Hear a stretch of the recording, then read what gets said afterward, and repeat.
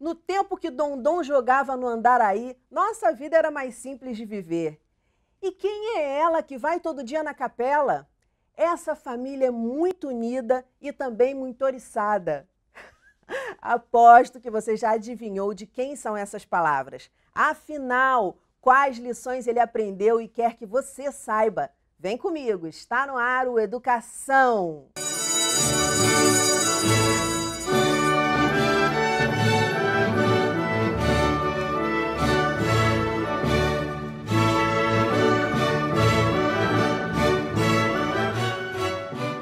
Meu convidado começou a tocar aos 5 anos de idade. Aos 7, escreveu o primeiro samba. Aos 9 anos, ganhou seu primeiro cavaquinho, que era de um porteiro, e venceu um concurso de samba enredo quando completou 10 anos. Primo de seu Jorge, afilhado de Zeca Pagodinho, já compôs música dentro de um ônibus, cursou direito, estudou piano clássico, começou no Cacique de Ramos e tem 37 anos de carreira. Eu vou conversar com Dudu Nobre. Dudu, muito bem-vindo ao programa, é um prazer receber você aqui. Obrigado pelo convite, é um prazer enorme falar com vocês, né? Falar um pouquinho da minha história, aquela coisa de escola, aquela parada toda. Uma satisfação enorme estar aqui com vocês. Então vamos lá. Você começou muito cedo, Dudu. Eu sei que a sua mãe tinha rodas de samba, mas como é que foi isso para você? Assim, a gente fica imaginando, né? Sei lá, um garoto de 5 anos de idade, depois essa história de ganhar o cavaquinho, de ganhar, na verdade, da sua mãe, um cavaquinho que era do porteiro, ela foi lá e comprou. Como começou o samba para você? Como é que era para essa criança estar envolvido nesse mundo? Para mim era uma coisa assim muito natural, né? Naquele momento, porque eu já estava vivendo já naquele meio ali já há muito tempo. Muito tempo não, né? Desde quando eu me entendia por gente, né? Na verdade, as minhas lembranças de infância sempre foram as rodas de samba da minha casa, lá com a minha mãe, com meu pai, né?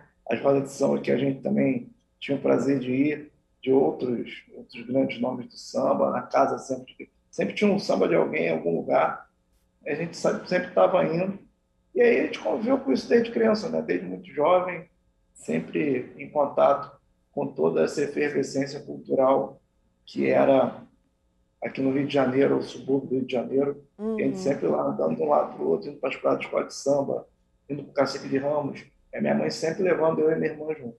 E teve aquela coisa na sua família, não, a gente não quer muito que ele faça parte disso, tenha que estudar, não, não vai muito, não, ó, você vai, mas tem que estudar. Tinha isso? Não, sempre teve, até hoje, né? Até Uhum. hoje, você participar das escolas mirins, né?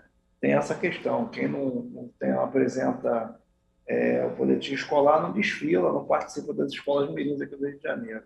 Sim. E a gente, pô, minha mãe sempre cobrou muito isso, e a gente sempre fazia com a maior satisfação, sabe? Eu estudava durante a semana, depois, quando eu já comecei a trabalhar com música, chegava na escola, cavaquinho nas costas, mochila também, às Ah. vezes vindo direto do show, que eu estudava de manhã, né?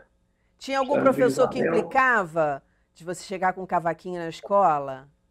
Não Não tinha assim teve? tanta implicância, não. De É aquela falar, ah, coisa mesmo, menino, isso não aquela é coisa de agora. Ou de você estar no meio da aula e de não, repente não, dos tocar. professores nunca tive problema nenhum, não. Às vezes tinha assim um bullying, tinha uma brincadeira de mau gosto, coisa e tal, mas entre alunos mesmo, nunca de professor, muito pelo contrário, os professores sempre incentivavam bastante. Como é que era esse bullying? Ah, aquela coisa, né, tipo assim, cavaquinho, coisa de velho, sabe? Aham. Esse tema de samba, coisa de velho. Eu ficava estudando muito letra, né, quando eu estava assim no horário de recreio, então no intervalo de uma aula para outra, eu ficava estudando letras de música, né? Ficava escrevendo letra para ver colocação de rima. Aí o pessoal meio que ficava, algumas pessoas ficavam, os alunos, né? Estavam meio, pô, Bezerra da Silva, que é isso? Não sei o quê. Uhum. Onda é Zig Zig Sputnik, essas coisas, mas tranquilo. Assim, de Entendi. boa, assim, não era nada assim do outro mundo, não, sabe? Era mais essa questão mesmo de zoação ali mesmo, dentro da sala de aula mesmo. Dava para levar. Era tranquilo, né?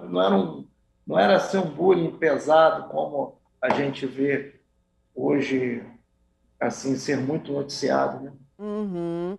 Como é que foi essa história com o porteiro? Porque você já tocava antes e de repente rolou essa questão do cavaquinho da sua mãe comprar. Não, não, não. Na Ah, verdade, ah. as crianças, eu já tinha 4, 5 anos de idade, aí as crianças ficavam jogando, eu ia brincar com os filhos do porteiro, aí as crianças ficavam jogando coisas dentro de um cavaquinho que o porteiro tinha. Cavaquinho sem corda, aí jogava brinquedo dentro, ficava aqueles carrinhos dentro do cavaquinho, depois tirava aquela coisa toda. E aí eu pegava o cavaquinho e ficava fazendo posições. A Uhum. minha mãe viu aquilo, aí perguntou ao porteiro quanto é que ele queria no cavaquinho, comprou o cavaquinho do porteiro. Aí o Arlindo Cruz botou as cordas no cavaquinho, né? Olha. Muito novo na época também.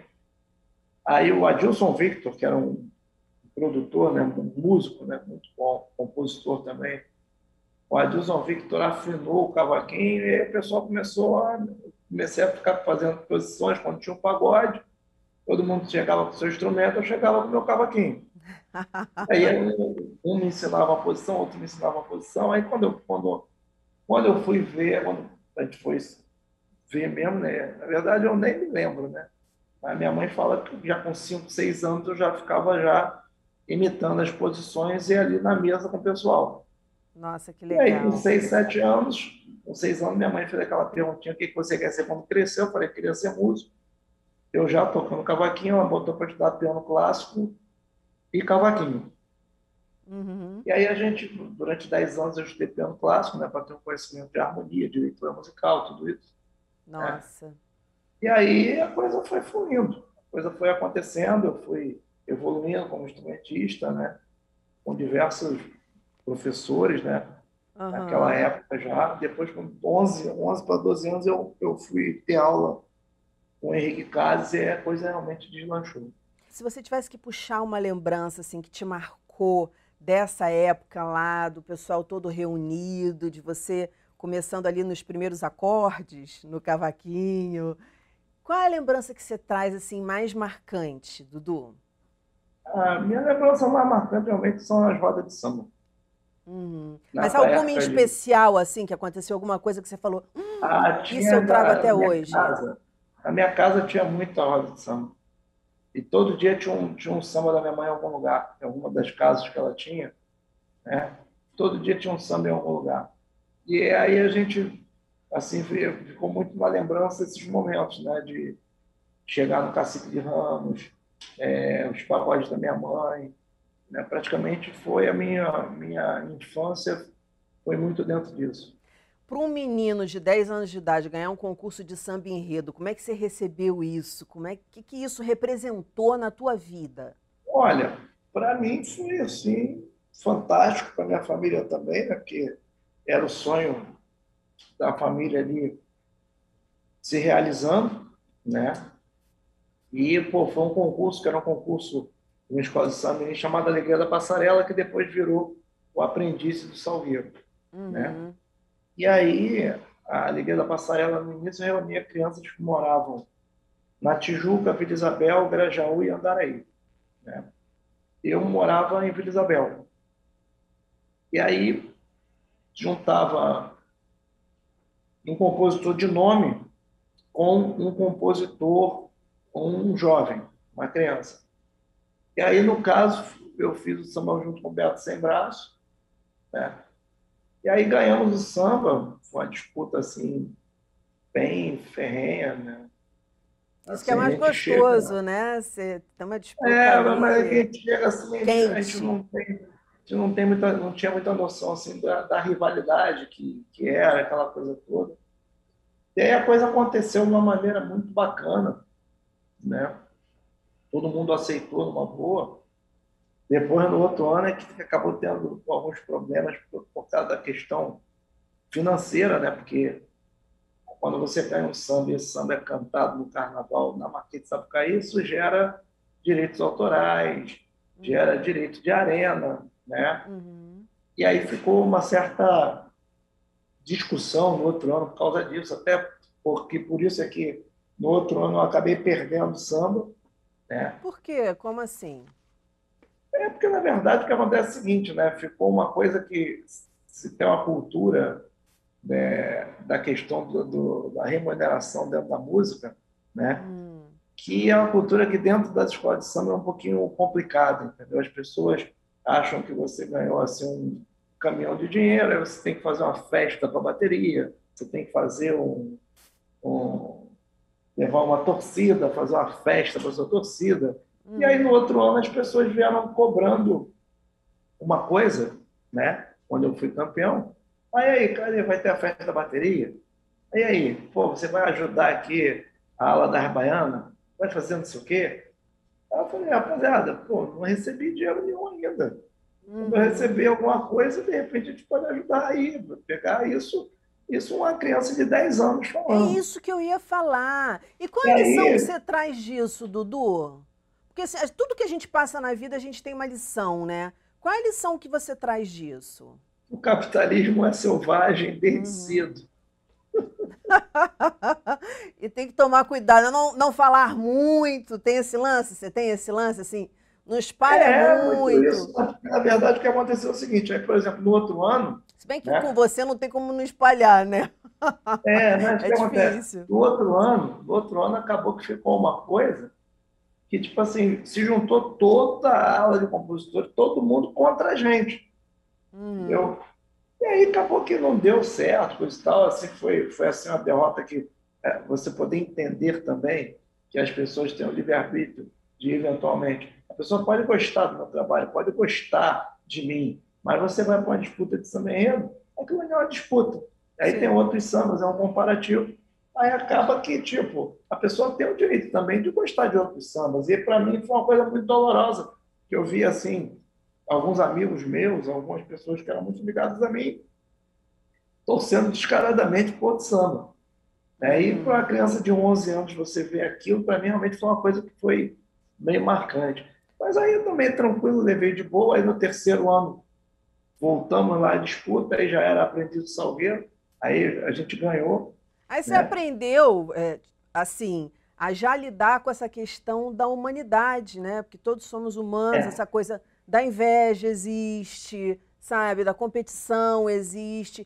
E aí deve ter sido traumático, mas porque você não tinha recursos para lidar com isso ainda, uma criança de 10, 11 anos de idade, mas acho que de repente o que eu entendi é isso, que você veio aprendendo a lidar com a humanidade das pessoas. O pessoal estava contra, beleza. E é uma coisa importante para o artista entender, né? Essa rivalidade, a vaidade. Ô, Dudu, a gente gosta de ir para a rua visitar projetos que falem de educação, que falem de cultura, e eu queria te convidar para essa visita. Vamos embora? vamos que vamos. Tô Vamos contigo. nessa. Eu vou conversar com o Paulo Gomes, que é responsável pelo projeto Cine Rua, que ocorre em Paciência, na Zona Oeste do Rio de Janeiro. Paulo, como é que é esse projeto? Então, o projeto acontece desde 2012 numa rua de Paciência, especificamente no Gouveia. Começou com exibição de filme infanto-juvenil negro e aí foi tomando uma proporção que começou a chegar os jovens, começou a chegar os adultos para assistir filmes. E aí eu tive a ideia de não só passar os filmes, mas também como ensiná-los a fazer o filme.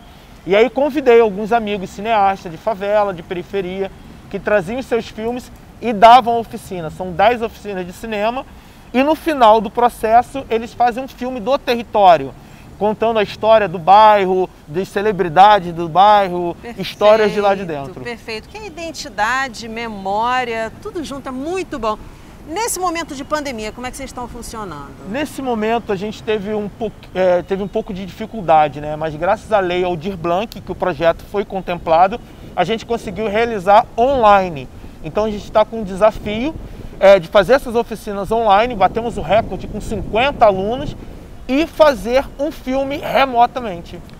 Que demais. Quem quiser participar desse projeto, como é que faz? Quem quiser participar, entra no Instagram, Cine Rua Paciência Cultural. Manda uma mensagem pra gente que talvez julho, agosto a gente abra o segundo ciclo. Perfeito. E, gente, a Lua, que já esteve aqui no Educação várias vezes, uma menina que eu adoro, tem 13 anos, estimula a leitura em todo o estado do Rio de Janeiro, também está nesse projeto, conheceu o Paulo. Como é que foi isso, Lua? Então, eu fui fazer uma participação num filme e lá eu conheci o Paulo e ele me convidou para o projeto dele e é claro que eu aceitei. E daí nós viramos amigos. Ah, claro que você aceitou, né? Coisa boa, a Lua está envolvida. E eu sempre peço para o meu entrevistado fazer alguma coisa bacaninha para vocês que estão aí em casa, um poema, uma música. Paulo, o que você trouxe? Então, hoje eu trouxe um poema de Akin Akinté, um poeta da periferia de São Paulo, que é assim, ó. Duro não é o cabelo, é o sistema que não alisa e quebra na emenda. Entenda a resistência de mantê-lo crespo. É orgulho, é político, é orgulho. E dessa forma, no improviso, na rua, com Resistência à Cultura, a gente volta ao estúdio.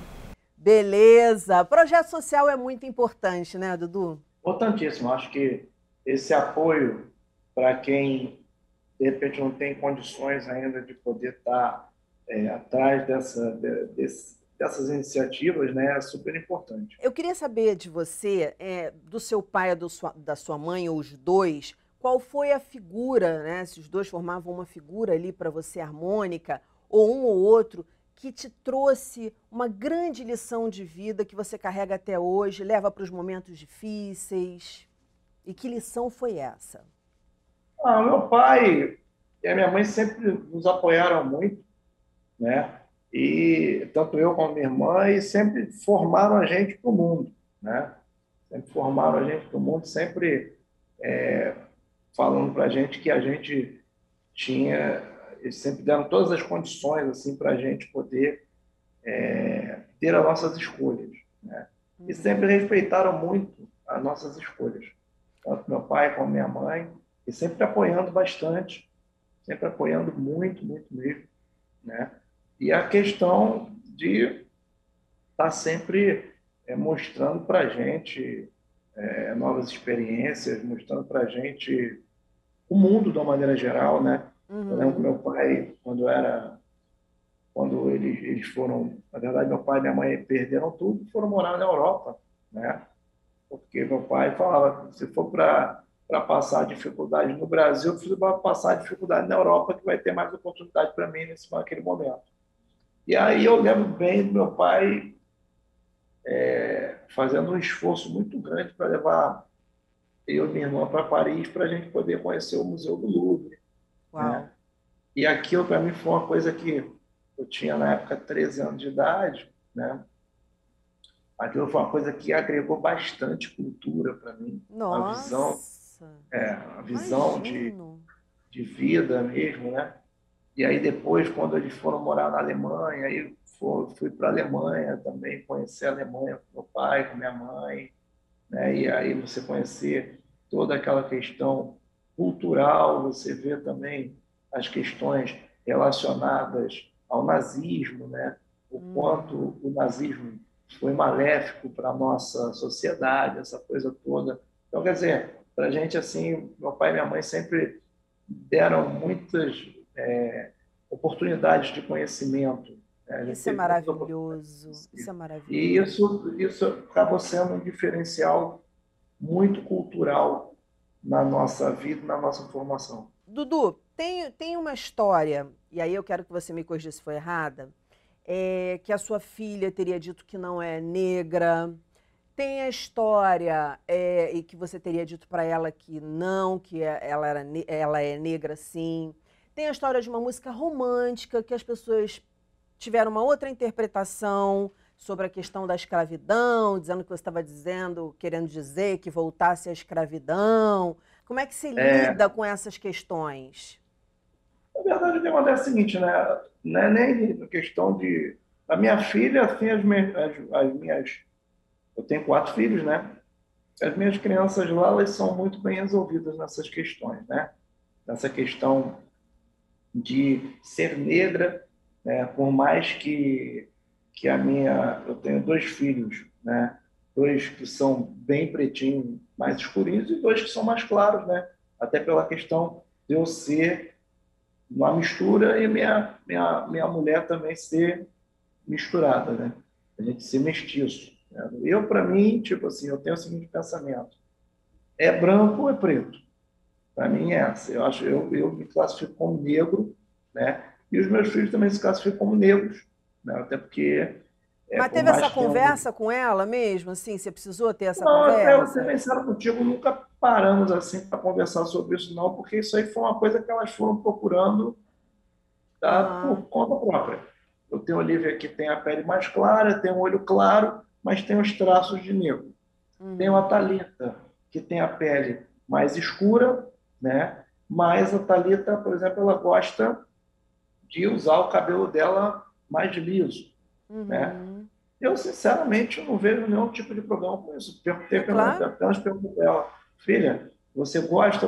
Pai, eu gosto de cabelo mais liso. Perfeito, vai lá e usa o cabelo liso. Não Tem gente que tenho tem esse cabelo tipo liso e de... faz permanente, não é? O antigo permanente, Ah, faz é, bob exato. e tal. É Então, muito da ideia da pessoa naquele momento ali.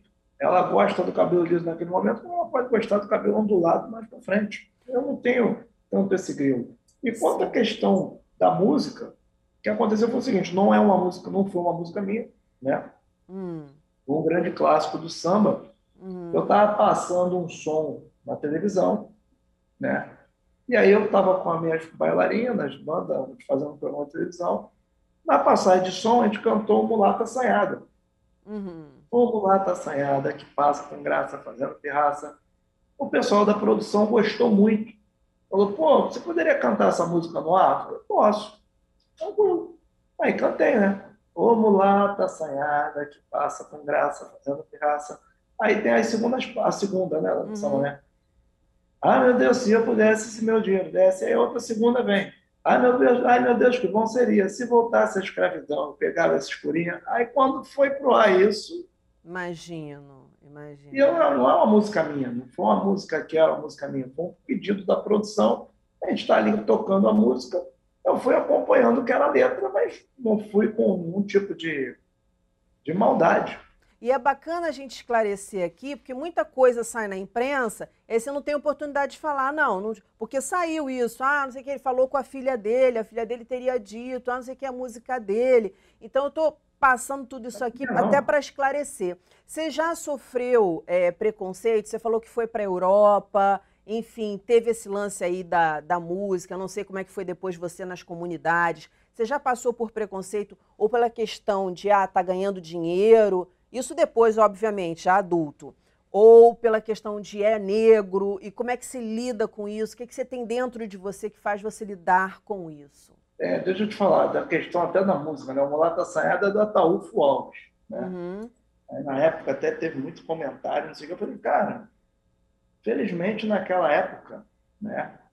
Naquela época que essa música foi feita, a gente não tinha muito essa questão, sim. né? Tanto Homem que do tem seu muitos tempo, era um sambas homem do seu clássicos, tempo. né? Tem muitos sambas clássicos que tem uma letra que não é uma letra ou que hoje seria uma letra bacana para ser cantada. Uhum, Tanto que acontece o seguinte: se eu tivesse pegado e suprimido até essa parte, ninguém ia reclamar. Depois a música continua no repertório, eu tirei esse pedaço e fazia duas vezes a mesma segunda parte e acabou. E ninguém sim, falou mais nada, né?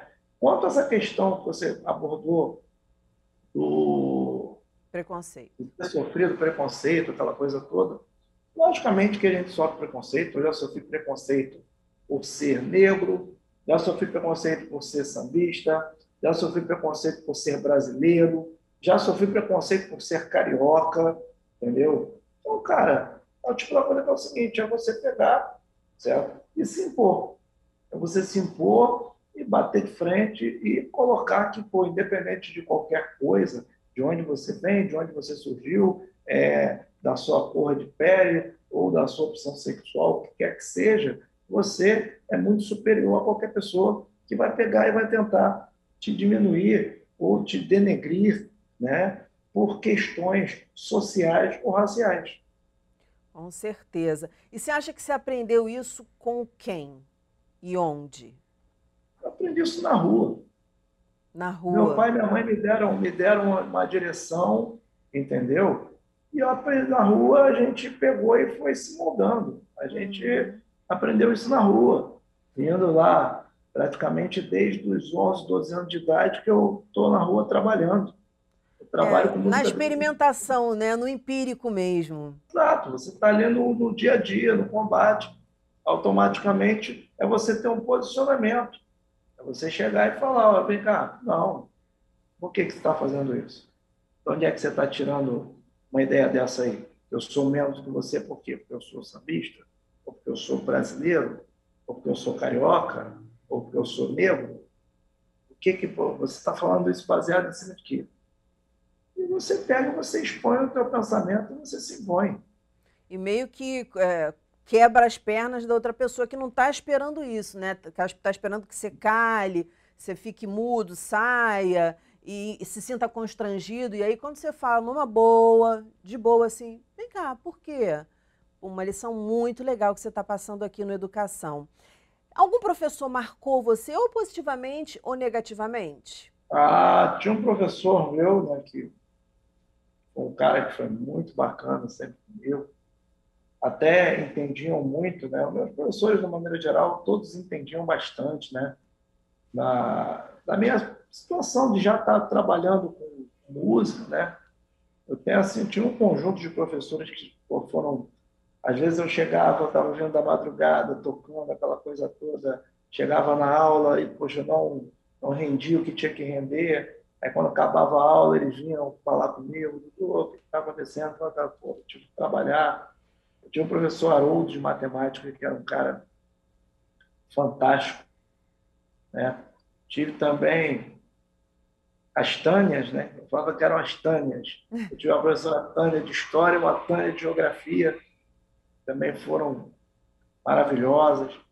Coordenadora da minha escola também, a O Lúcia. que você chama de maravilhoso, Dudu? A pessoa pegar, né? Porque o que acontece é o seguinte, né? Não é normal, por exemplo, você ter um aluno numa escola que com 10 anos de idade, naquela época, saiu uma matéria no Jornal do Brasil falando que aquele menino ali ia ser um grande nome do samba, Uhum. sabe? Não é normal você chegar numa sala de aula para dar uma aula, entendeu? Aí tem o cara lá no fundo da sala com um cavaquinho no canto e o cara caindo de sono porque trabalhou a noite inteira. E elas Então, o que conseguiram acontece? compreender isso e lidar É, com eles isso. pegaram e até, sabe, eles se doavam muito, né? A de geografia, a Tânia de geografia, a Tânia de história, assim, elas sim, se doaram bastante, sempre me ajudaram muito, mas eu sempre fui muito de humanas, nunca fui muito de exatas. Agora, por exemplo, o Haroldo de geografia, o Anselmo também tinha o Anselmo não, o Haroldo de matemática e o Anselmo de matemática também, tipo, já era uma coisa que tinha que, sabe, eles pegavam, marcavam comigo, e aí ficavam depois quando acabava a aula, todo mundo ia para casa e me chamavam, falavam assim, ó, Dudu, senta aqui, ó, vamos fazer aqui. Na Que época era João, legal. né? Compromisso com o Vamos, senta trabalho. aqui. Dudu, desculpa te Sabe? E interromper. aí falava para mim, cara, vamos marcar. Aí marcava, aí eu ia lá na casa deles, ou então eu ia em algum lugar para encontrar com eles, para pegar uma aula particular com eles. Tudo bem que depois a gente ia para o samba, né? Mas antes a gente ia lá pegar a aula, sabe? Então, quer dizer, foram todas pessoas que, nessa minha formação de escola, eu também tive uma coisa que foi muito bacana, né? Porque eu estudei praticamente o, a escola, numa escola só. Eu não Isso é pulei de uma legal. escola para Isso outra. é legal. Eu E também fiquei aí, para muitos mim, anos foi numa escola importante. só. Eu praticamente só fiz aquela pré-alfabetização em outra escola, né? Na escola montessoriana. Mas aí depois, a primeira série até o final, eu estudei num colégio em Vila Isabel chamado Colégio Barão de Lucena, que depois foi adquirido pela rede Wakigawa. Dudu, me perdoa eu ter que te cortar, porque a gente está no final do programa, nosso tempo já acabou. Eu queria te fazer mais perguntas. Eu botei na minha rede social. Vocês querem fazer pergunta para o Dudu? E aí Aí, algumas pessoas fizeram, mas não deu tempo, mas você volte, por favor. Muito obrigada por tudo que você deixou aqui, por todas as lições de vida que a gente aprendeu te bom prazer. ouvindo. Foi um Obrigado pelo prazer. carinho e pelo convite. Parabéns, sucesso. Fica aí, aguarda um pouquinho aí que eu vou me despedir do pessoal, mas eu já volto. O nosso programa fica por aqui. Na segunda-feira que vem tem muito mais às 9 horas da noite. Educação, se você não se envolver, não cola. Saúde, saúde e saúde. E até lá!